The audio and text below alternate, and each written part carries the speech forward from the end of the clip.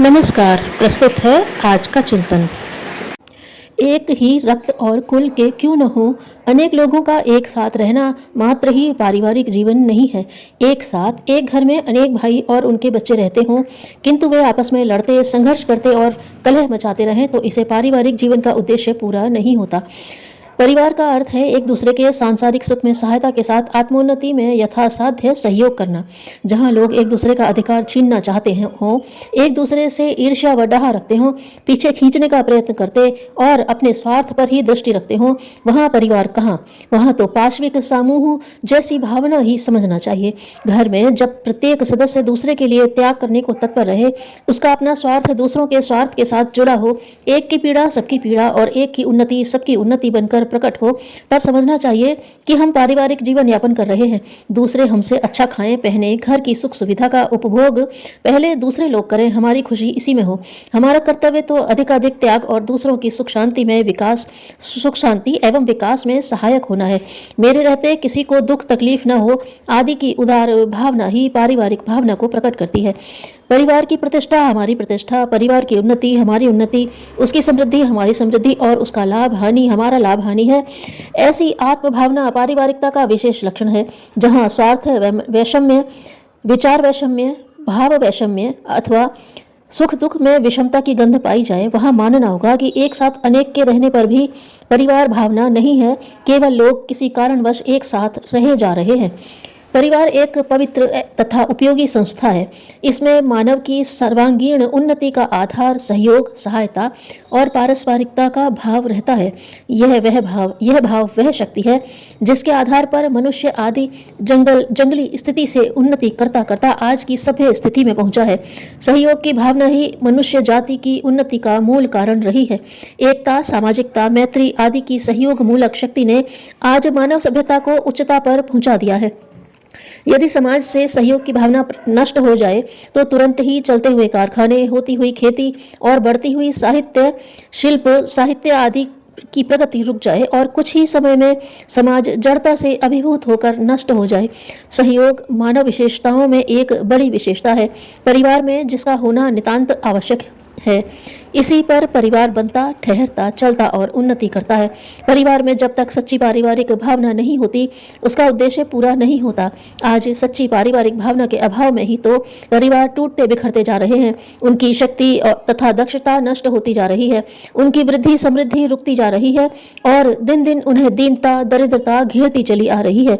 पारिवारिक भावना के अभाव में ही भाई भाई लड़ते, बहनें एक दूसरे से मनमुटाव मानती, साहस बहू के बीच बनती नहीं और देवरानी जेठानी एक दूसरे से डाह व ईर्ष्या करती हैं।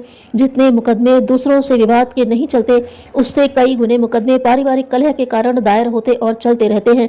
चाचा ताऊ, बाप बेटों और बाबा पोतों तक में संघर्ष होता रहता है। इस अनिष्ट का एकमात्र कारण यही है कि एक परिवार होते हुए भी वे सब पारिवारिक भावना से रहित होते हैं। सच्ची पारिवारिक भावना का विकास तो तभी होता है जब परिवार का प्रत्येक सदस्य अपना अस्तित्व पूरे परिवार में मिलाकर अभिन्न हो जाता है। परिवारों से मिलकर समाज और समाज से मिलकर राष्ट्र का निर्माण होता है। यदि परिवार संगठित, शक्ति संपन्न और समृद्ध हो जाए तो समाज तो वैसा आप ही आप बन जाएगा। उसके लिए अलग से कोई प्रयत्न करने की आवश्यकता न रह जाएगी। परिवारों में सच्ची पारिवारिक भावना का अभाव किन कारणों से हुआ है या हो रहा है, यदि इस पर विचार करते हैं तो यह विदित होता है कि आज का हमारा रहन सहन और आचार विचार इसके लिए मुख्य उत्तरदायी है। हम परिवार तो बड़े शौक से बसा लेते हैं, किंतु उसका उचित निर्माण नहीं करते। वह अपने आप स्वतंत्र रूप से कुछ कंटकों की भांति जिधर चाहता बढ़ता और विकसित होता चला जाता है। यदि किसी चतुर्माली की तरह हम अपने परिवार को एक सुंदर वाटिका मानकर उचित पालन और निर्माण करें तो निसंदेह उसका एक एक सदस्य खुशनुमा फूल की तरह गुणों की सुगंध से भरकर खिल उठे, जिससे न केवल परिवार को ही बल्कि अन्य लोगों को सुख की प्राप्ति हो। परिवार का निर्माण बच्चों के निर्माण से प्रारंभ होता है। बच्चों का समुचित निर्माण तभी संभव है जब हमारे उतने ही बच्चे हों दायित्वों का ठीक से पालन पोषण और देखरेख की जा सके, जिनको शिक्षित और सुयोग्य बनाने के लिए हमारे पास साधन हो। जिस बोझ को उठाया ही नहीं जा सकता उसको लक्ष्य तक नहीं ले जाया जा सकता। इसलिए परिवार निर्माण का मुख्य आधार छोटा तथा नियोजित परिवार ही मानकर चलना चाहिए। आचरण की शिक्षा, गुण, कर्म तथा स्वभाव की शिक्षा जो उनके निर्माण के लिए अत्यावश्यक है, वह आज के शिक्षालयों में नहीं मिलती है। बच्चों के निर्माण में माता पिता का व्यक्तिगत आचरण बहुत महत्व रखता है। बच्चे सहज ही अनुकरणशील होते हैं। वे जैसे माता पिता को करते देखते हैं वैसा ही सीख जाते हैं। जो पिता स्वार्थी, क्रोधी, कर्कश और व्यसनी, विलासी होता है वह न तो आदर का पात्र रहता है और न अपने बच्चे ही अच्छे बन पाते हैं। माता के व्यक्तिगत आचरण का प्रभाव कन्याओं पर विशेष रूप से पड़ता है। जो माताएं अधिक साज सज्जा, श्रृंगार, फैशन, पाउडर, लिपस्टिक और गहनों में रुचि रखती हैं तथा सास, ननद, देवरानी, जेठानी आदि से लड़ती झगड़ती रहती हैं, उनकी कन्याएं भी फैशनेबल और श्रृंगार प्रियता का शिकार बन जाती हैं और उनके स्वभाव में भी विवाद, असहयोग एवं कलह के अंकुर उगाते हैं। माता पिता को चाहिए कि परिवार के सारे सदस्यों तथा व्यक्तियों से यथायोग्य प्रेम और आदर का व्यवहार करें, सबके लिए त्याग तथा उदार भावना को प्रश्रय दें, अधिक से अधिक सादगी और शालीनता से रहें। इससे उनके बच्चों पर पारिवारिकता के अनुकूल प्रतिक्रिया होगी। वे प्रेम भाव की मिठास और त्याग का महत्व समझेंगे। अभिभावकों के व्यक्तिगत आचरण के साथ परिवार का वातावरण भी बच्चों और सदस्यों के निर्माण में महत्वपूर्ण भूमिका प्रस्तुत करते हैं। जिन घरों में दिन रात लड़ाई झगड़ा और आपाधापी होती रहती है, उस परिवार के बच्चे और अन्य सदस्य परिवार परस्पर सहयोग का मूल्य नहीं समझ सकते। उनमें स्वार्थ और कलह की प्रमुखता हो जाती है। चाचा, ताऊ आदि जो भी सदस्य एक परिवार में रहते हों, जो भी भाई बहन एक घर में रहते हों, उन सबको अपना तथा अपने बच्चों से अधिक ख्याल भाई बहन के बच्चों का रखना चाहिए। यदि सब बच्चों को अपना बच्चा और अपने को उनका सगा अभिभावक समझ आ जाए और वैसा ही प्रेम पूर्ण व्यवहार किया जाए तो कोई कारण नहीं कि सब में समान रूप से प्रेम भाव न बना रहे और सारे बच्चे समान रूप से सारे परिवारजनों का आदर न करें अथवा अनुशासन न माने।